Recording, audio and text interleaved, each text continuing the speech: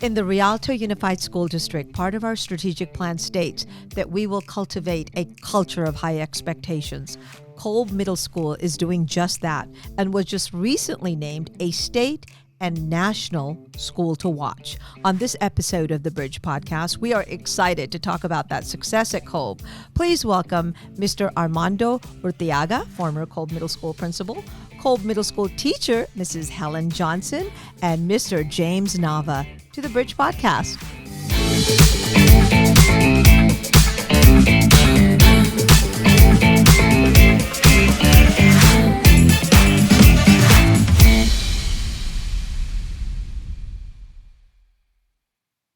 I want to first thank all of you and congratulations, not regional, not just state, but a national school to watch. So I guess I just want to get into it. How does that feel for all three of you and whoever wants to take it away first? Ladies first. Okay. I'm very happy. I feel very privileged to work at this school. It's been a team effort from all of us just coming together and putting all the pieces together. But again, definitely privileged to just work at Kolb Middle School. Now, Mrs. Johnson, you went to Kolb Middle School. Correct. Okay. And you grew up in Rialto? I did, yes. I consider Rialto my hometown, and I went to Hubings Elementary, went to Kolb Middle School, and then graduated from Eisenhower High School back in the year 2000. And just gave away my age. And you feel, that's okay. You look great. And you're home. And that was my big goal, or one thing that I aspired to was giving back to my community, Rialto. I'm a product of Rialto. I'm very proud of that. So that what even better when I got the position to work at Kolb Middle School. It's like full circle right there. Excellent. And how about you, Mr. Nava? Absolutely no stranger to the Rialto Unified School District. We remember you as a standout principal. We remember you in several roles. And now a national school to watch. Feels a little good? I'm excited. It's awesome. Like you said, Syed, I've been all over the district, and the ebbs and the flows and the ups and the downs. We're on an up right now. It's awesome. All the hard work that the staff, Mr. Urteaga, everybody on that campus made it happen, and it's really, really nice to see where we're at. When we got the news, we couldn't believe it. Let's just be honest. And so, but we did believe it because I know that we were working so hard for it. Obviously the leadership was there, and it's just an awesome experience to go through.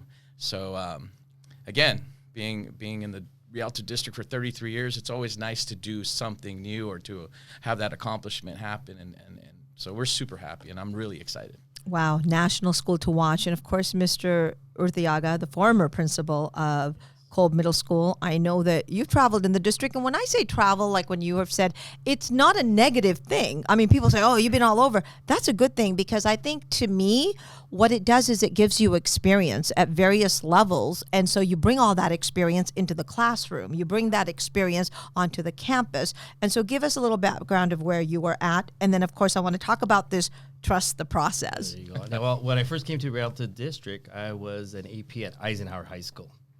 From Eisenhower High School, I went to Rialto High School as an assistant principal as well. And then from there, I got promoted to Jehu Middle School as a principal. So I was a principal at Jehu Middle School for 7 years. Mm-hmm. Did some great things there. And then from there, in 2018, I came over to Kolb Middle School. I was principal there for 5 years and had a wonderful time. And we're going to talk about those wonderful times in just a bit. And currently, in the last 2 months, I was promoted to the district office in the personnel department as the lead academic agent. Sorry, lead personnel agent. Yes. Getting confused. Personnel agent. There's a long name, Yeah. not a long title. So, and I do want to talk about school to watch, but I know that Mr. Urteaga, and when you're working in communications, you're always talking to various principals and various site leaders, and like you mentioned, there's ups and downs, and we're not talking about students, we're talking about situations, and sometimes it's public education, so anything can happen at any time, and so we're juggling a lot.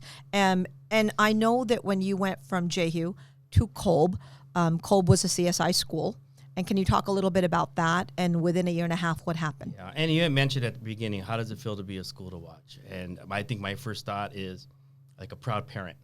Very proud of what the students, the staff have done at that school.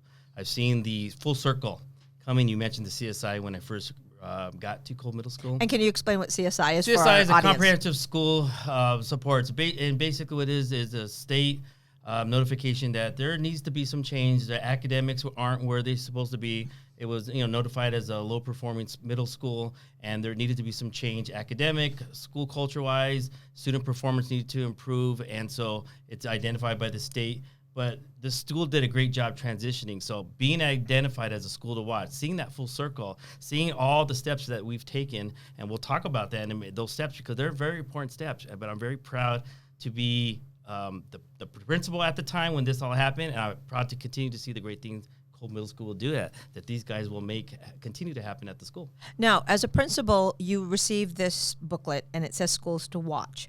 What is the application part? Is it rigorous? Is it easy? Is it one step? Is it? No, yes, it is. Is it meticulous? There's a lot. It's similar to what a WASC accreditation. There's a lot of things that you have to put into application, basically. Mm-hmm. And you talk about all the academics, all the instructional pieces, all the foundational behavioral issues, attendance, everything that you're doing at the school site, that they're going to come down and want to be able to see it in action. So I believe our application was 77 pages.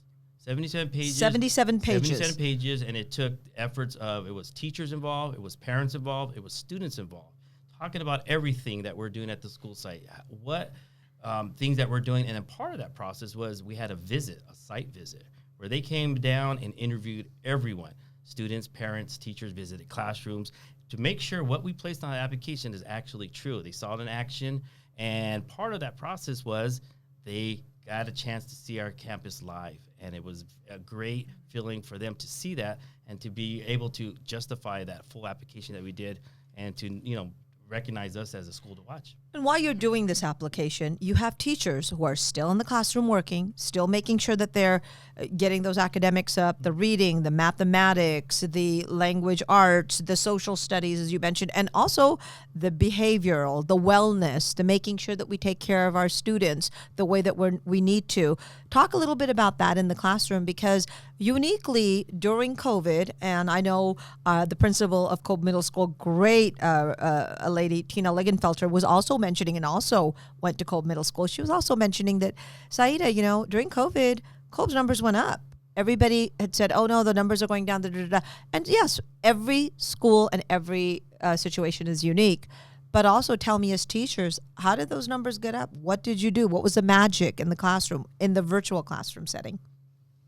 I'll take that one. Okay. Before COVID hit in March of 2020, I believe, 2020, we were looking forward to the cast, because we saw the numbers, we saw the kids' growth in terms of academic, language arts, math. So we were so excited. We were like, we're almost there. Then COVID hit. And so, again, just like life, we hit one of those ebb and flows. We're like, okay. We panicked for about maybe 5 minutes, and then we said, how can we make this work for us? Because this should not stop the process. And I know that, Armando's first word is trust the process. Well, process means that there is the goal. Bill Walsh, who used to be a 49ers coach, said, if you do everything that if you do your process right, don't worry about the score. The score will take care of itself. And that's what our Mr. Urteaga reminds me of. He said, look, let's just we know what we need to do as educators. We know what we need to do as teachers. We know what we need to do. Let's just do it.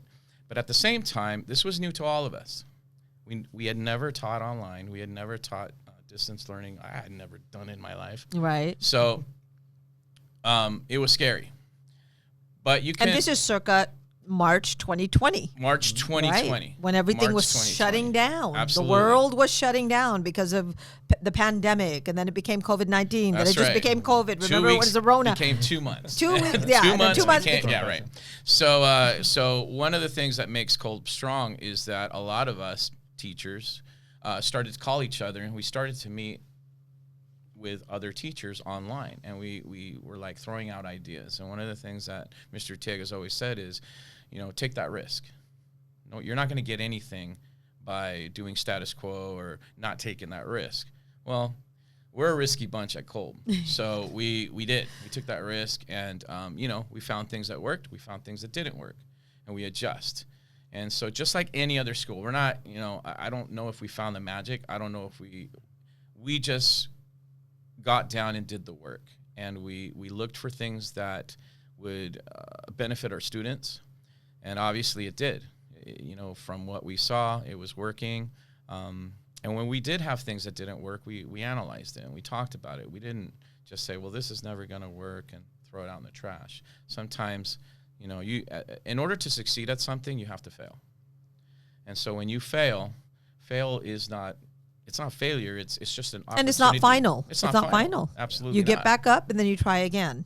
So we didn't use it as an excuse. We used it as an opportunity.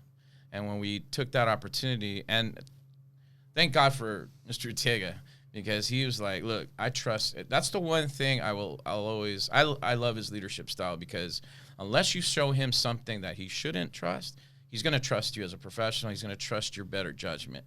And so I can just talk to myself about myself, as well as teachers that I work with.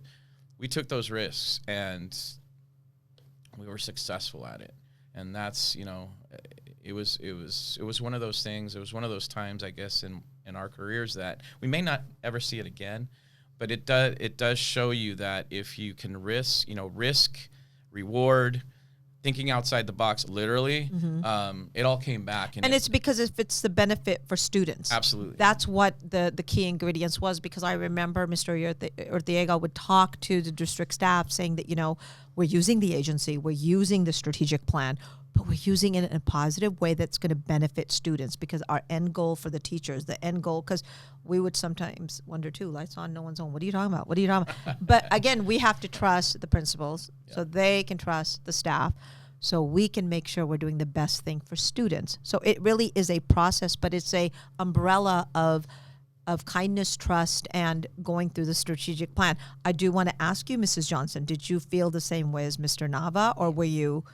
Definitely, to build on what Mr. Nava said, I think part of what sets our staff apart from other schools is we're risk takers, and we're innovative, and we're creative. And when something doesn't work, it's not like, okay, well, let's become negative. No, we're very positive, and we like to learn from our mistakes and just build on that. And one thing that Mr. Urteaga always gave us good advice, you know, when we presented an idea, like, what about this? He's like, well, it's never been done before, but that's what makes Kolb different, the Kolb way. And he's like, look, as long as it's not hurting people, hurting students, and it's not illegal, let's do it. Don't, Thank you for saying that. And that's awesome. Like, I've never heard that before in all my career, because I'm like, wow, this Mr. Urteaga, like, he trusts us, you know, and that's part of that journey of trusting the process. And he calls it agency. Yeah. So Take again, your that's agency. great advice, and it kind of, I feel like that really gave us that confidence and motivation that we needed as staff to try new things and become innovative. And so at distance learning, and when we're struggling, it's never been done before, how do we do this? You know, we were, you know, just, that's why I think we excelled. And instead of looking at it from a learning loss, like, no, like, the kids are doing great. And we were giving them the support that they needed, not just academically, but emotionally. And, you know, the kids were struggling with their mental health, and then through PBIS and that PBIS implementation, it was so important to address the needs emotionally of our students. So again, I think academically our students were doing well, and then emotionally also. So when it was time to go back in person, those little building blocks that we built during distance learning, it just kind of took off from there, you know? And one of the great things that I felt that was very important to me of knowing about the staff and how determined they were, not willing to take no, you know, not letting anything get in the way. Yes, COVID was there, but it's not going to stop us from providing the best instruction. You know, yes, it's going to be on the computer, it's going to be online, it's going to be different, but they took the challenge. As you can see that they found avenues to make it work. They were very adamant about making sure that they weren't going to lower their teaching standards. They were going to try to make it fit in the COVID world, but they did a great job. And it's nice to be able to allow, and having them to have the agency as me as principal, allowing them to take those risks, because knowing that they had the right idea in mind, they had the right perspective, and they weren't going to do anything illegal or crazy. That allowed, it was much easier for me to allow them to take those risks and to lead them that way. 27 years in a school site as a teacher, classroom teacher, as an assistant principal, as a principal, and what are you going to miss from at Kolb? When you go back on campus, how do you feel? Well, you know, I think people have asked me that the first, couple months, what's different, how being at the school site. The first thing is the volume of noise. the bells. The students You missed the walking out, students walking back the and forth. phone Hey, calls, the announcements, all those things. It's a different environment. It's a different type of busy.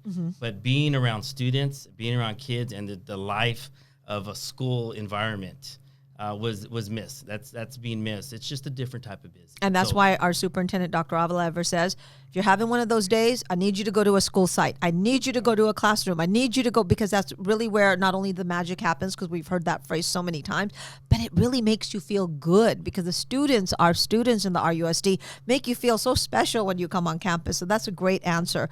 Mr. Nava, what is your teaching style? Tell us. My teaching style. Well, it's a combination of a lot of things.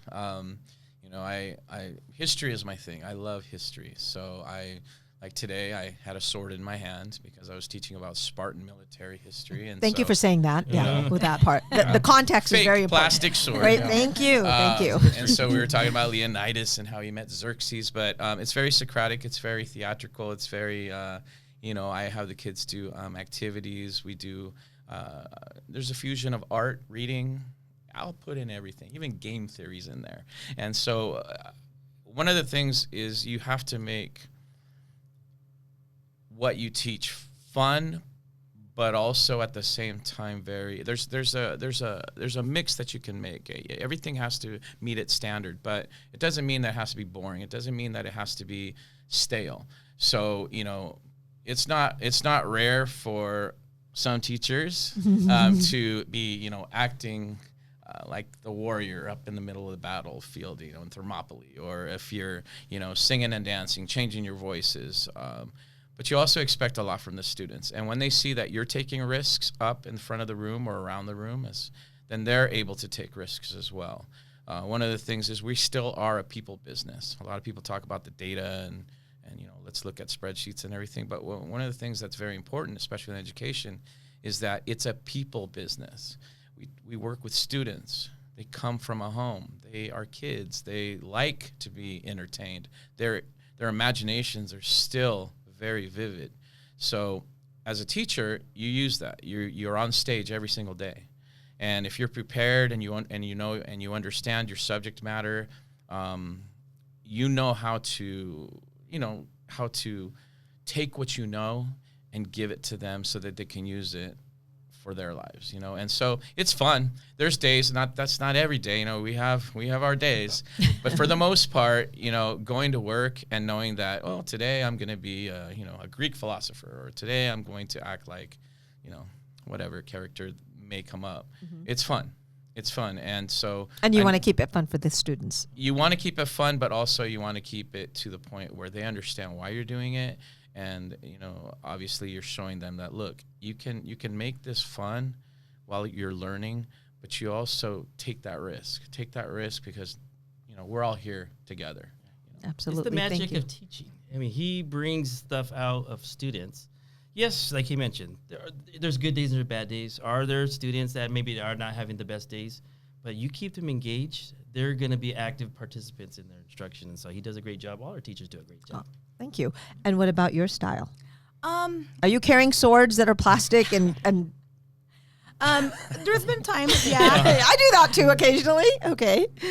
When I think about my career in teaching, I never saw myself teaching middle school. My goal was second and third grade elementary school teacher. And I did start off in the kindergarten class. I was going to say, I have a little cheat sheet here for you, Yeah. because you started off in 2004. You worked at Morgan Elementary School, Curtis Elementary School as well, right?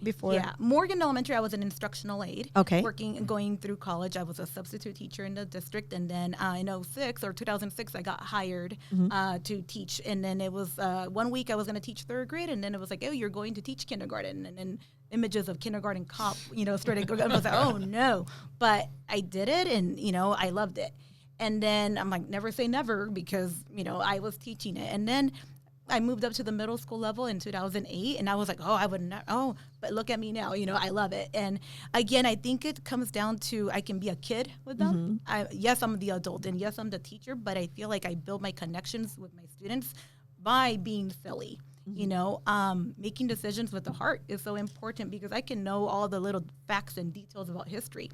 But if I can't build that relationship with my student, they're not going to want to listen to me.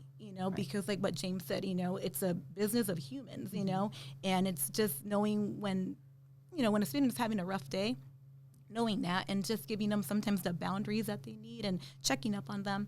I love the way that you said that, because we often are talking about mathematics, data, scores, what the state demands, what the feds demand, but you're taking a breather and saying, overall, we need to understand the basics, which is the human aspect, the Rialto kindness, that are you okay? Because if you're not okay, you don't really care about the math or the social studies and that is so important. Definitely. And I see that in a lot of our middle schools, not just Kolb, and I love that. So thank you for mentioning that. Definitely. I think that's definitely the key. I get asked all the time, how did you do it? What did you Yes, do? What's the first I was going to ask you. What's the first steps you've taken? I think for us and for me, what I always say is the school culture.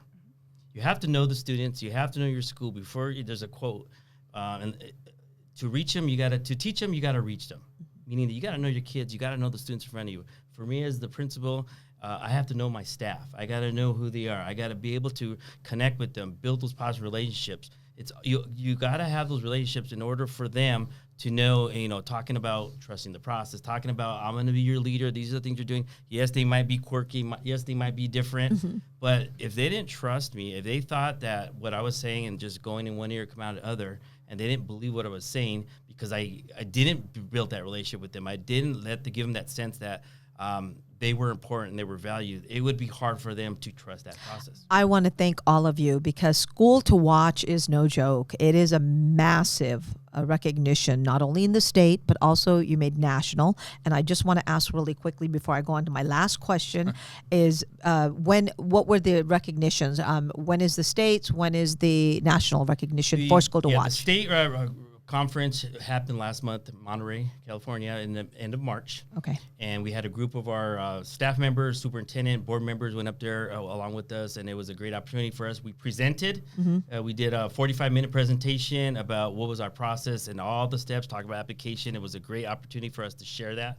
We got a lot of commendations at the end, people talking about what a great job. So it was nice to have that. We received our award. The superintendent, our board members did a great job, and they were able to take pictures and be a part with us. Next month in June, we are going to be heading a group of teachers and staff members to Washington, D.C. to receive the national recognition, and being able to celebrate up there. We'll be able to visit the White House and being able to, see the things that we didn't get an opportunity in the past, but because we're being recognized, it affords us those opportunities. So, wow, Jill Biden, I hope you're listening. We're coming. Rialto Unified School District, Ben F. Kolb. I do want to ask you also, Assistant Principal Monica Garcia, she went as well, right? Yes. Because it's important to also mention last year, because everybody's kind of shuffling around, being promoted, going here, going there. Who were your assistant principals at the time for Schools to Watch? Well, at the time, the designee was Monica Garcia, who was very instrumental in the application process, and she did a great job. We had Kamani Smith, who was the English coach, who was very instrumental in that, and Todd Harris was the other assistant principal there at the school site. So they did a great job in supporting us, and they were definitely part of that process. So before we end this podcast, I do have to ask you, it's on a personal note, and no pressure, but what do teachers do on their spare time? What do you like to do? Your hobbies, any family life? What does Mr. Nava get to do after he leaves Kolb? Same with all three of you. We'll start with you, Mr. Nava. All right, Mr. Nava hangs out with Mrs. Nava, who's also a teacher at Boyd Elementary School. She teaches second grade, so yay, Bulldogs. She's awesome. Yep. My kids, both are in college, both Rialto Unified School alumni. But other than that, I watch a lot of sports, football, especially boxing. What's your team? My team is the Tampa Bay Buccaneers, which Mr. Urteaga would ride me on. Until the year they won the Super Bowl. That's right. So I got the last laugh. Who's your favorite boxer? My favorite all-time is, I'd probably have to go Boom Boom Mancini. Oh, wow. Boom Boom Mancini. Okay, good. So I read a lot. I read a lot of history. But I also love Vegas. So everybody, I guess at Kolb, anytime you like to go to Vegas for just having a good time with the family. A good time. I love it. A good time with Mrs. Nava. Yeah, there you go. So anyways, I like to do a lot of things, hanging out with my friends. I have the greatest family, the greatest friends on earth. And so those are some of the things that I Thank you, Mr. Nava. Go ahead, Principal Urteaga. Well, I have, on my spare time, I enjoy spending it with my family. My wife, I have three boys, Aaron, Isaiah, and Adam, and they keep us busy. I'm an avid sports fan, so yes. Angels, everyone knows Angels, even though most of the campuses, it's always 95% Dodgers. I'm still notice the cheering blue behind that you, right? red Angels, and so that takes up a lot of my time going to games, watching on TV, and and hobby-wise, I'm a sports cards collector, so baseball, basketball cards, vintage, new cards, so that takes up some time. But mainly, most of my time is with the family and the boys. And I know you love music. Oh, yes. Yeah, absolutely. And a lot of people don't know this, or some do, that Mr. Urteaga is also an elected official in a local community as well. So you're a very busy person all around. Yeah. I get that. I try to balance all that time. But I do it. I love what I do. And I'm going to continue to do it because, it's a great experience. And to be able to support students and staff, not only here in Rialto, but in Whittier where I live. Okay, excellent. Thank you. And I'll jump in from there. For me personally, I love the warmer weather. So my husband and I, we like to head out towards the Colorado River, Havasu area. We enjoy boating. So that's a big hobby for us. Obviously, we don't get to do that every day. So on my daily life, going to the gym, working out, to always just keep up with the releasing endorphins, trying to find balance. My family and friends are very important. I don't have any children, but I do have 3 nieces that, I love very much. And then they're here in Rialto School District, 2 of them at Bemis, and 1 of them goes to Kolb with me. So try to keep that all together there. And any way that I can help them and be a good role model for them as their aunt, I like to do that. And just spending my time with my family and friends is very important. That's excellent. Mm-hmm. Thank you so much, first of all, for all being here, taking time out of your very busy schedule on a weekday to come in here for the podcast. I wish you continued success. And I just have to say, for Schools to Watch, congratulations, Kolb Middle School, and all 3 of you. This is quite a magnanimous achievement. So thank you. Thank you very much. And I want to thank you. Join us next time on the Bridge Podcast. I'm Saida Joffrey. We'll see you soon.